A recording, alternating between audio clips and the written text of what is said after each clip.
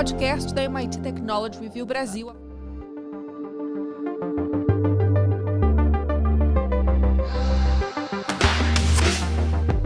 Olá, aqui é Hudson Mendonça, CEO do Energy Summit. Sejam bem-vindos e bem-vindas ao podcast Energy Center da MIT Technology Review Brasil. No episódio de hoje vamos falar sobre o grande encerramento, o fechamento do Energy Summit 2026, que esse ano se consolidou ainda mais como o maior evento do MIT no mundo, lançando o nosso slogan All Energy One Summit. Para isso, tem aqui comigo Luiz Mandarino e Tomás Gomes. E aí, Mandarino, tudo certo? Tudo beleza, Hudson e Tomás também. A gente fala, né, que tudo passa, mas tudo fica, né? E aí a gente vai falar muita coisa legal aqui nesse download do Energy Summit 2026. Foi memorável, foi um evento que ainda está nas nossas mentes e nossos corações. E aí, pessoal, tudo bom? Mandarino, Hudson, tudo certo? Como o Mandarino disse, realmente um baita sucesso o evento, né? A terceira edição se consolidando cada vez mais e muita coisa boa para a gente abordar nesse download que a gente vai fazer agora em seguida. Então é isso, pessoal. Vamos ao episódio. Bom, pessoal, vamos lá então. Para abrir nossa conversa, eu acho que seria legal ouvir de você e Hudson, o Mandarino, que estavam ali, né, no coração do evento, né, em todas as salas, sessões, organizando e pensando cada detalhe dessa última edição, né, de Summit, que vocês fizessem um pouco de um balanço geral do evento, da relevância que ele tomou, que ele tem ganhado, né? Como é que vocês avaliam aí um balanço geral dessa terceira edição do Energy Summit, começando por você, Hudson? Então, Tomás, esse ano, né, quando a gente começou essa jornada lá atrás, quando o Energy Summit era só uma ideia, ainda no MIT RIP, discutindo como formavam ecossistemas, a gente ouviu mais de uma vez uma máxima de que os grandes eventos se consolidam na terceira edição. A primeira edição é a edição que faz o evento existir, a segunda mostra que aprimora um pouco a primeira, corrige as falhas de curso, e a terceira ele se consolida e vira um evento de calendário. E essa foi, para mim, a grande sensação que eu tive ao acabar o Energy Summit 2026. E não só minha, muitas pessoas que a gente conversou, bateu papo, todos tinham uma sensação muito parecida, né, de falar assim, agora o evento se consolidou como um grande evento de energia, como o lugar onde esse debate de fato acontece, com a Casa Nova, né, na Axia Marina da Glória. Então a gente realmente é um lugar super integrado com o Rio de Janeiro, um ponto turístico do Rio de Janeiro, perto do aeroporto, os debates incríveis, as 5 pontas de fato interagindo. Esse ano inaugurando a Science Village, a área de ciência com papers, também fechando a ponta junto com a área de startups, que o Mandarino com certeza vai falar mais, né, que sob a liderança dele realmente teve uma intensidade ainda maior. Eu acho que a gente, ao longo desse episódio, pode falar de vários pontos, mas eu acho que o grande ponto é esse: o evento cresceu muito de tamanho, foram quase 16 mil participantes que estiveram presentes, né, lá na Axia Marina da Glória, o lugar, essa consolidação aí de vez como o grande lugar para discutir o futuro da energia. E a gente está super empolgado aí com o que vem pela frente, tanto na bateria de podcasts gravadas lá ao vivo, em loco, no Energy Summit, quanto no material que a gente vai produzir para o nosso relatório 10 Energy Megatrends. Beleza, Mandarino, sua vez agora. Bacana, Tomás. E o Hudson, assim, o Hudson trouxe um elemento muito importante, né, que é esse amadurecimento e a consolidação do evento. Realmente, para quem acompanhou o dia a dia, né, da construção desse evento, né, no último ano, né, todo o esforço que foi feito para conseguir viabilizar esse grande evento de energia, realmente é muito prazeroso, né? A gente vê como foi e ver a vibração das pessoas também. Eu acho que esse é um ponto muito, muito bacana. É um item, né, que eu acho que eu queria destacar, é que o Energy Summit originalmente ele começou talvez como um evento que é talvez uma das grandes fortalezas do evento é o conteúdo, né? por toda essa curadoria do MIT, por tudo isso que a gente consegue trazer CEOs e C-levels para dentro do evento, realmente o evento ele tem uma qualificação que poucos eventos de energia têm dentro disso que a gente falou, né? São todas as energias no evento. Isso é muito difícil, né? A gente tem eventos setoriais, né? A gente fala muito, né? Ou é feira ou é evento de conteúdo, e a gente consegue ser um evento que na prática é uma plataforma de inovação. Eu acho que esse talvez seja o grande diferencial hoje em dia do Energy Summit, é ser uma plataforma que a gente consegue plugar uma gama muito grande de iniciativas e ações dentro do mesmo evento. E realmente eu diria que a gente teve grandes arenas, grandes conteúdos, né, colocados. A feira, né, como um todo, né, cresceu, né, a própria Expo em si, a gente teve 2 pavilhões com conteúdos diversos, né, tanto a arena, né, principal com a Spark, com Edison e com Nova, mas também os palcos paralelos que aprofundaram muito o debate e dando espaço, né, para que a galera que faz acontecer também no dia a dia as iniciativas de energia poderem de alguma forma posicionar, né? Então eu acho que como um todo realmente o evento, como o Hudson comentou, a Venue foi uma Venue fantástica, né? A gente ter ido para a Marina da Glória com todas as complexidades, né, da gente montar um evento do zero, né? A gente brinca que não tinha nem, não tinha teto, não tinha nada, né, Hudson? A gente teve que construir tudo do zero, literalmente do zero, né, tanto o chão quanto o teto, mas a gente vê, né, depois o evento montado, mesmo, né, com a questão da chuva, né, que a gente teve aí nos 2 dias, isso não atrapalhou em nada o evento, ao contrário, né, deu ainda mais força para a galera poder vir, né, a gente achou que ia espantar o pessoal, mas ao contrário, né, a galera veio, participou e tivemos recorde de público, então foi muito bacana, a gente vê realmente a consolidação do evento e essa vibração, né, eu acho que o evento foi muito vibrante, né, então eu acho que isso não, até então, né, não tinha visto, né, parecia um evento um pouco mais frio, e eu vi assim um evento ali extremamente vibrante, as pessoas participando felizes, sorrindo, e eu acho que isso resume muito como foi o Summit 2026. Muito bom, pessoal. A gente falou agora, né, do ambiente geral do evento, que eu estava lá, pude constatar tudo que vocês estão trazendo aqui. Agora eu queria jogar nossa conversa um pouco para o conteúdo em si, né? Eu estava ali imerso nas gravações dentro do estúdio de podcast especial que a gente montou ali, depois até falo um pouquinho mais sobre isso, mas eu queria ouvir de vocês daí, né, de da parte da curadoria, dos painéis, palestras ali que vocês acompanharam e que vocês organizaram, né? Que falassem um pouco dos temas de destaque desse ano, que aí provavelmente vão estar nesse material que vocês estão produzindo também. Então, Tomás, a gente sempre, né, tenta fazer um equilíbrio aí entre o conteúdo das 5 pontas, fazer também o conteúdo equilibrado entre uma visão de futuro mais próxima, logo ali do lado, né, o que está acontecendo agora, que está realmente quente, e o que está vindo aí lá para o futuro. Eu acho que esse Summit fez esse balanceamento muito bem. Eu acho que como destaques de algo aqui mais olhado para curto prazo, diversos painéis falaram sobre flexibilidade, o novo mercado de energia do setor elétrico. O destaque para o painel dos CEOs, tive a oportunidade de moderar esse painel do CEO do setor elétrico, né, com o CEO da Axia, o CEO da Light, o CEO da Hitachi, o CEO da EDP South America, né, são grandes empresas que realmente tomam decisões que mudam as direções do setor, todos eles super animados com essa nova perspectiva do setor e com desafios também, obviamente, da regulação. E aí são outros painéis que falaram bastante sobre regulação do setor de energia elétrica. Eu acho que nesse segmento foi isso, talvez, o que tenha sido mais falado, né? Quando a gente fala de energia de maneira geral, incluindo o óleo e gás, um assunto que veio muito forte foi a segurança energética, a geopolítica da energia também vindo com a força muito grande.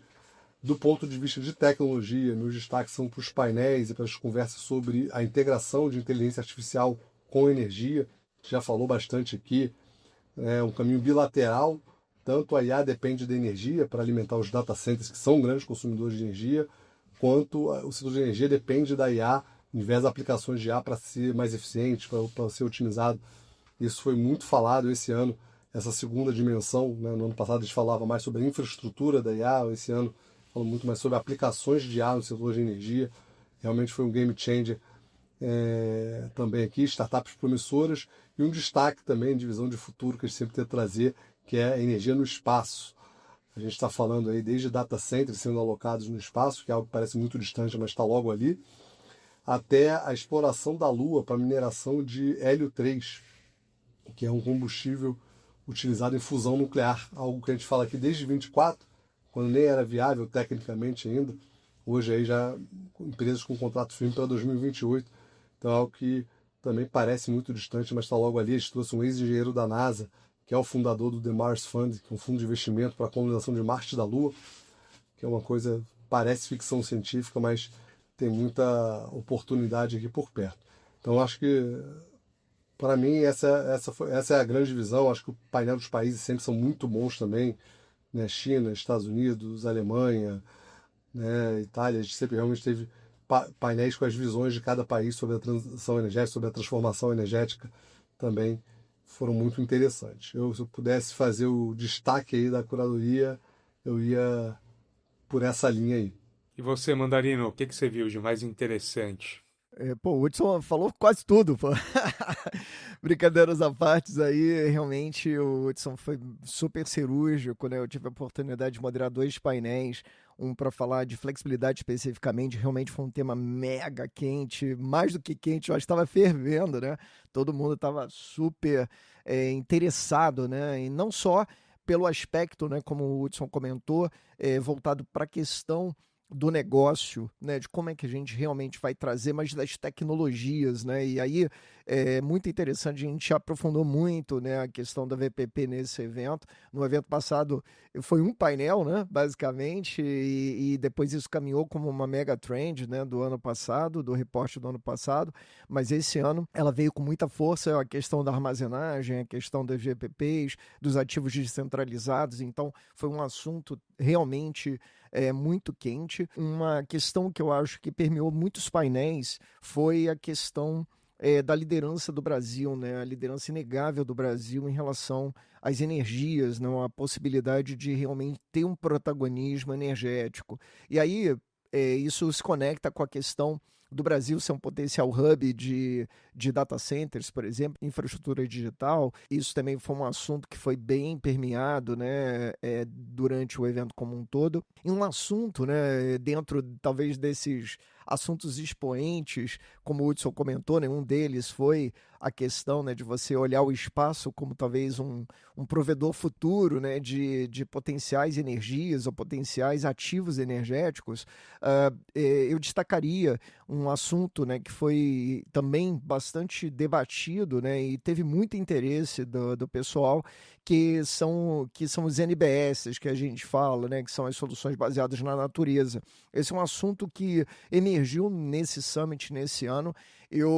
É claro que a gente não pode dar spoiler, né, Hudson, ainda, em relação ao que vai vir aí, em relação à mega tendência, mas esse é um assunto que vai merecer muita atenção em relação à possibilidade de você ter realmente soluções baseadas na natureza, a questão de você trabalhar a descarbonização, você trabalhar a geração integrada, né? Então, muita coisa interessante foi debatido também nessa temática, né? E, obviamente, né, falando aqui um pouco, puxando a sardinha para o meu lado, os temas de Open Innovation, Deep Techs também bastante presentes, né? Assim, nos debates, principalmente nos palcos paralelos, né? A gente teve muita conversa, né? A gente teve palcos, né, dedicados para a mobilidade, dedicados à transição energética, transformação energética, palcos dedicados a trazer o contexto, né, de como, né, a inovação aberta faz a diferença e vem fazendo a diferença para as empresas, né? Essa consolidação da inovação dentro do setor energético é algo que foi também bastante presente durante o evento. Muito bom, acho que ouvindo vocês falando aqui, eu queria aí destacar 2 movimentos, né? O Hudson comentou dessa visão do fundador do Mars Fund. A gente gravou a entrevista com ele, né? O Alex Berg, muito interessante ver como é um assunto que parece muito long shot, mas que já está atraindo investimentos, né? A gente está olhando até para o ROI disso já. É um dos episódios de destaque aí que a gente vai publicar ao longo das próximas semanas. E essas novas intersecções aí que o Mandarino comentou, né? Sobre IA, data centers, indústria de energia, eficiência energética, transição energética. Isso também teve muito presente nas conversas que a gente fez nos estúdios, nas entrevistas do podcast, mesmo quando eram entrevistas que não eram necessariamente ligadas a esse tema, essa nova tríade aí, por assim dizer, foi muito abordada, né? E o papel janela de oportunidade que o Brasil tem nessa nova economia pautada aí cada vez mais por inteligência artificial, infraestrutura digital e eficiência energética também, né? Agora, outro tema que foi bastante transversal, que eu queria ouvir de vocês e que tem muito a ver com a própria missão e a razão de existir do Energy Summit, que foi essa colaboração, né, entre academia, corporações, lideranças públicas, pesquisadores, enfim, a criação de ecossistemas, né? Isso foi um tema muito onipresente nas conversas, né? A importância de você criar esses ecossistemas de inovação, de olhar para o futuro, né? E de apoiar, articular todas essas pontas e também como isso aí vem impactando, né, o futuro do Brasil, da indústria de energia e também os mecanismos para criar esses ecossistemas. Eu acho que a pergunta aqui né, dentro desse assunto que foi tão presente, como é que vocês veem esse assunto, né? Como é que vocês observaram esse assunto se desenrolar dentro da pauta do evento esse ano e também o papel da Energy Summit, né, como esse hub global de oportunidade de construção de ecossistemas daí. Então, Tomás, a gente, toda vez que fala do Energy Summit, a gente começa explicando que o Energy Summit é um evento diferente dos outros desde a origem. Ele surgiu de um programa do MIT, o MIT RIP, que conecta essas 5 pontas para gerar impacto.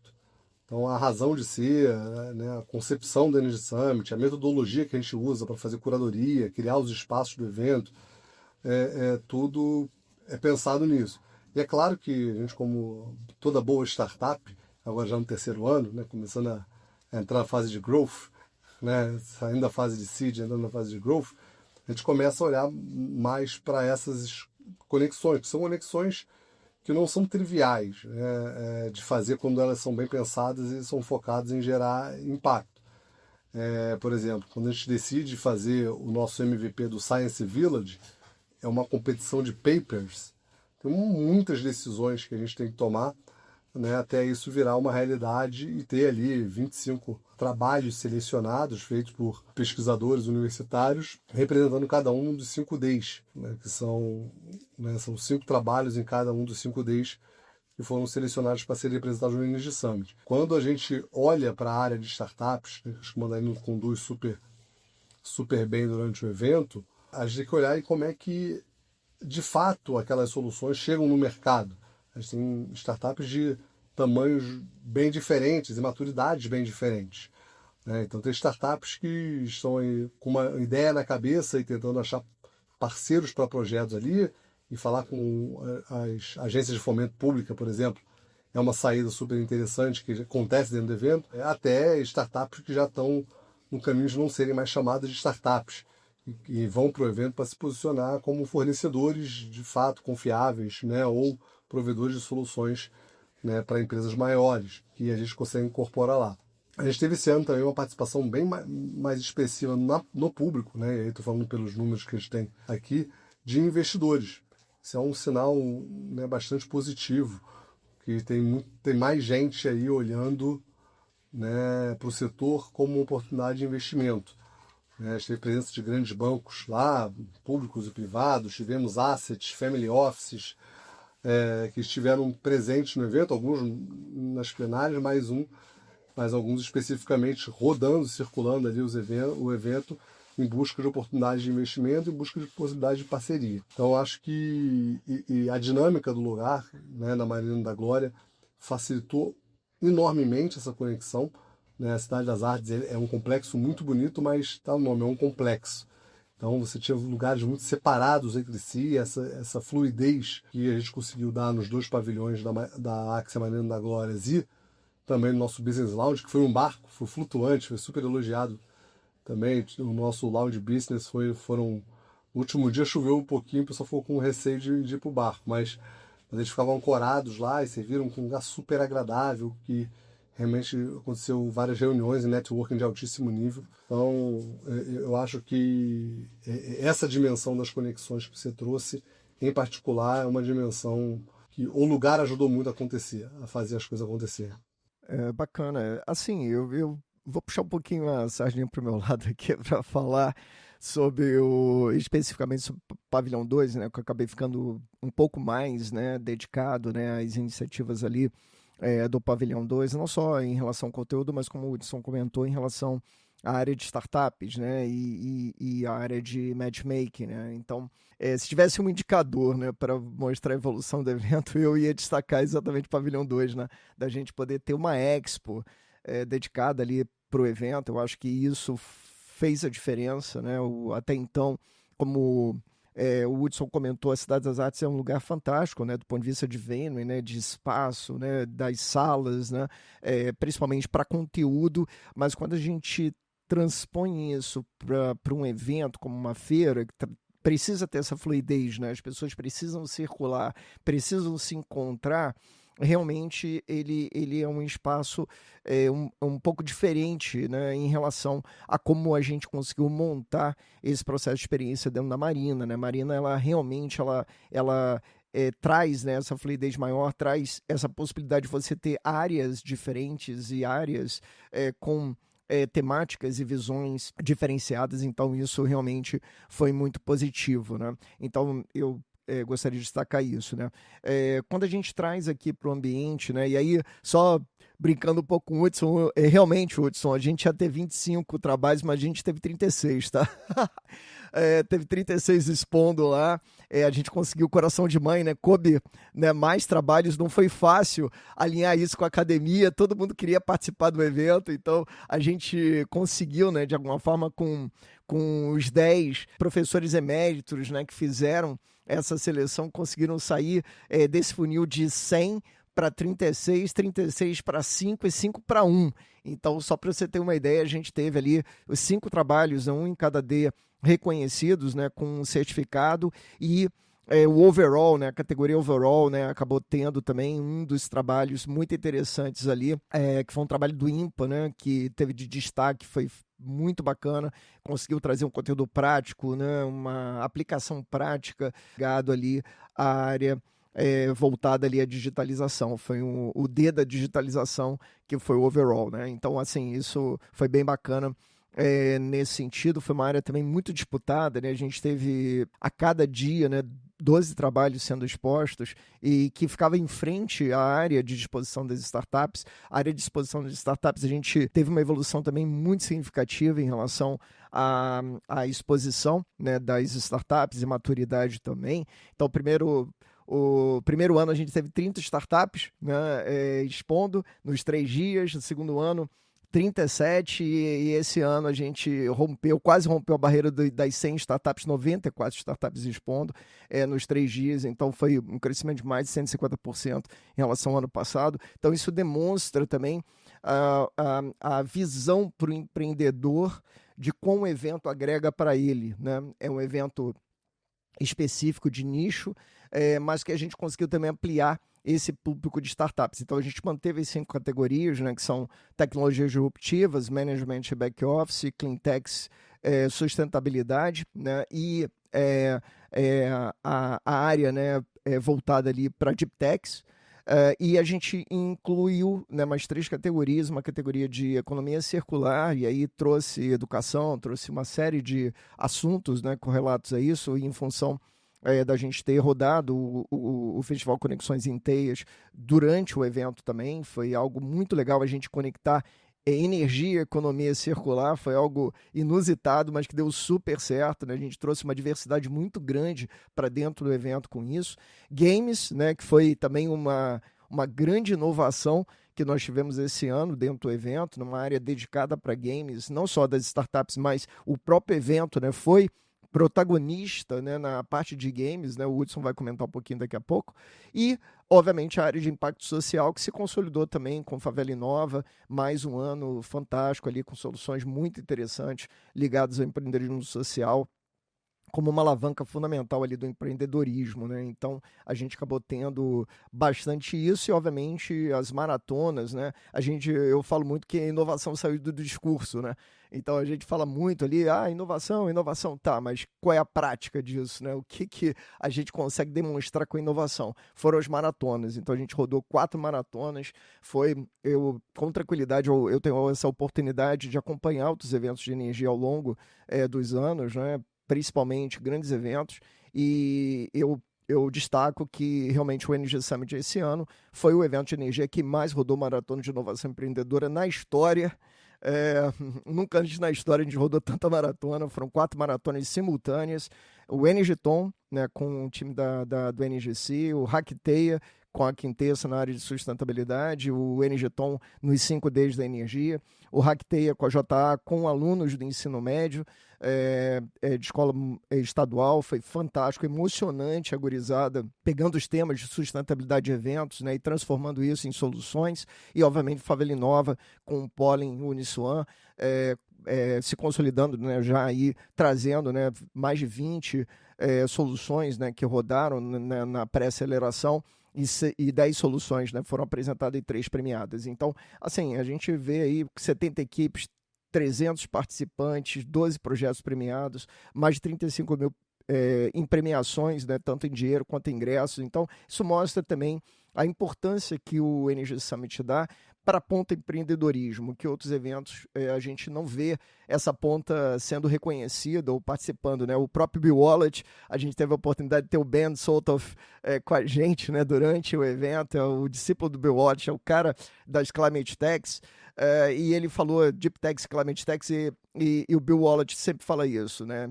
Sem empreendedores a gente não tem ecossistema. Então, eu acho que o Summit ele traz muito essa força do empreendedor para conectar, para ser o amálgama das outras 4 pontas, né, da universidade, do governo, do capital de risco e das corporações. Então, isso, na minha opinião, foi uma grande evolução, né, que a gente conseguiu trazer para dentro do evento esse ano e demonstrou, né, isso claramente na visão, né, das startups. As startups muito impressionadas com o nível de network, gerando negócios. Então, eu acho que esse foi talvez o ponto alto aí, se eu pudesse destacar, do Pavilhão 2. Muito bom, pessoal. Você falar alguma coisa, Hudson?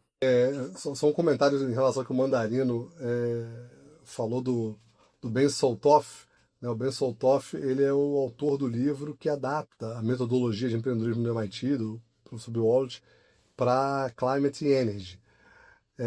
E ele ficou super impressionado com o evento, né? Já mandou mensagem aqui, falando que quer fazer mais coisas juntos, quer vir para o Brasil mais vezes. Né? Ele é uma pessoa super referência em empreendedorismo e energia no mundo, né? É o grande nome do MIT para isso. Ele ficou bastante impressionado com a capacidade de mobilização que a gente mostrou no Brasil, né? Então acho que é só reforçar esse ponto aí, Mandarino comandando aí, orquestrando o Pavilhão 2 do Energy Summit. Ano que vem vai ter que ser maior, né, Mandarino? Pô, cara, se tudo correr bem, né? Vamos ver. E isso aí tá lá anotado, né, Tomás? Quando você falou o que tá por vir, né? Vou botar minha lista de desejos aqui. Também jogar pro universo, né? Que é importante, né, Tomás? A gente poder colocar isso aí, mas eu acho que esse item é muito importante, né? Ele trouxe a visão, né, do empreendedor disciplinado, do empreendedorismo disciplinado, como a metodologia dos 24 patas adaptadas, né, para Climate Deep Techs, e realmente, né, Hudson, assim, o nível de qualidade, né, que a gente conseguiu trazer, não só das startups, mas de tudo, né, eu acho que foi realmente algo memorável. Bom, pessoal, eu queria pegar esse gancho do Mandarino e para a gente começar a fechar nosso recap aqui, já pensando no que vem pela frente, que vocês falassem de expectativas, novidades para o ano que vem, enfim, o que vem por aí, com ou sem spoilers, aí eu deixo com vocês. Bom, Tomás, assim, a gente, acho que como grande, né, spoiler, não spoiler, né, a gente está em reta final de negociação com um grande nome para ser o primeiro keynote speaker anunciado para o ciclo de 27. Devemos anunciar aí em breve, e é uma prática que a gente vai passar a adotar agora tudo no Energy Summit, fazer um grande anúncio de Keynote Speaker bem antes do evento, para começar a nossa jornada do ano que vem. O Energy Summit é que nem carnaval, né? Quando um acaba, já começa o outro. A gente deve expandir muito o Career Track, foi uma trilha de conteúdo. A gente tem visto que muitas pessoas têm migrado para o setor de energia. O setor de energia tem mudado muito, tem gerado muitas oportunidades para quem está de fora. Então tem muita gente de outros setores tentando entender mais, indo, assim, tem muita gente que a gente encontrou, o conteúdo foi riquíssimo, né? Tem um painel de abertura incrível com a diretora da Petrobras, né, que gerencia quase uma cidade, né? A Petrobras é gigantesca, falando sobre esses desafios da gestão de pessoas e que muita gente está ouvindo de outros setores, mesmo para os concursos da Petrobras, depois com os vice-presidentes dessas áreas, empresas gigantes como Shell, Eneva, também falam a mesma coisa, né? Está vindo muita gente de fora do setor de energia para desenvolver e criar, né, dentro do setor de energia. Então esse Career Track é uma coisa que a gente fez o nosso MVP esse ano e vai crescer bastante para o ano que vem. O Mandarim já adiantou a questão da Expo, foi o primeiro ano, né? A gente sempre teve stands no Energy Summit, mas eram stands mais institucionais, separados, não essa formatação de fato stand de exposição, posicionamento, né, de feira, integrada com todo o conteúdo, integrada com todas as áreas de networking que a gente tem.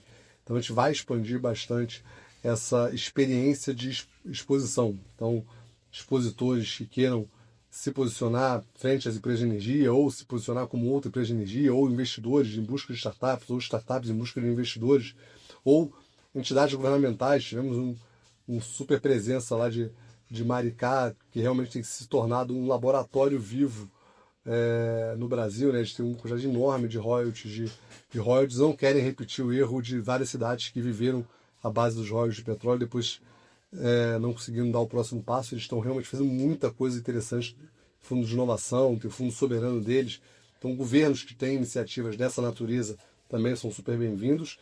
E a gente planejou e conversou com alguns consulados e câmaras de comércio de ter a presença dos países.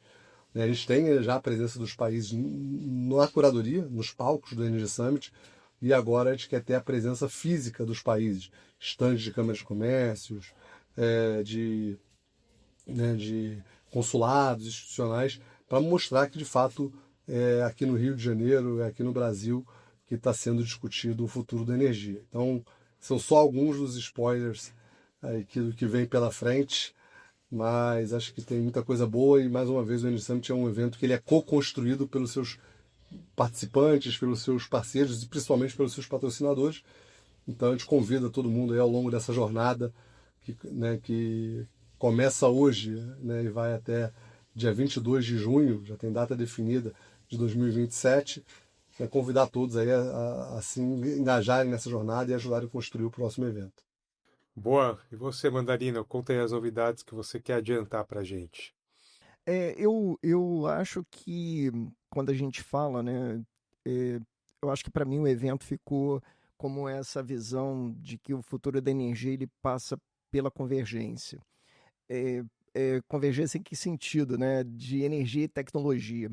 Eu acho que isso para mim ficou muito claro e eu acho que para o próximo ano isso vai cada vez mais se consolidar pela minha visão, porque a gente está falando ali de assuntos, né? A energia hoje ela é transversal, né, em dezenas de setores e também assuntos, né? Então a própria inteligência artificial, a computação em nuvem, o data center trouxe a energia como um parâmetro central, né, de debate, né, a importância, né, da energia nesse contexto, mas a gente também tem a energia, talvez nessa próxima revolução, que foi da IA agora, mas da robótica, né? Então é um assunto, na minha visão, assim, que está muito quente, eu acho que vai ficar muito quente para o próximo ano, não sei como é que isso vai caminhar, eu acho que em 27 esse tema da robótica, ele vai ser muito antecipado. A gente teve, né, Tomás, oportunidade de ver o quão a questão da automação, do automatismo, né, de você trazer a robótica também dentro, né, do panorama da energia, foi muito importante, né, de ação. Então, eu vejo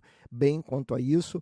E como o Hudson comentou, né, que eu acho que foi realmente muito bem sucedido, foi muito cheio a questão do Career Track, né? A gente teve no ano passado, talvez, 3 painéis, né, que bombaram, né, lá no Nova no ano passado, que foram para falar sobre marketing, para falar sobre carreira, talentos, né? E a gente teve esse ano praticamente ali um dia dedicado de conteúdos e estava muito cheio com realmente grandes referências do setor, né, de RH das grandes empresas e que estudam isso.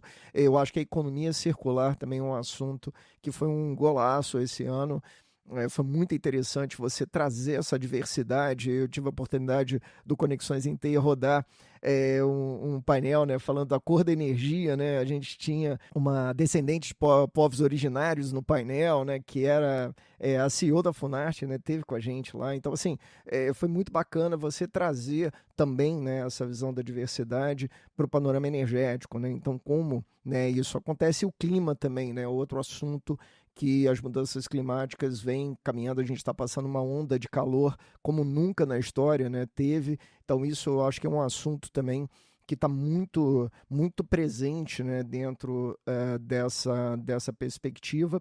E perspectivas aí, expectativas, né, para 27, eu acho que assim, o evento se consolidar como uma plataforma de lançamento de grandes antecipando tendências. Esse ano a gente já fez isso, né? A gente teve o lançamento da Copa Energia IA Challenge, que foi um desenvolvimento, né, voltado ali para busca de soluções. A Copa lançou dentro do evento a busca de soluções de startups e soluções inovadoras ligadas à otimização logística usando agentes de IA.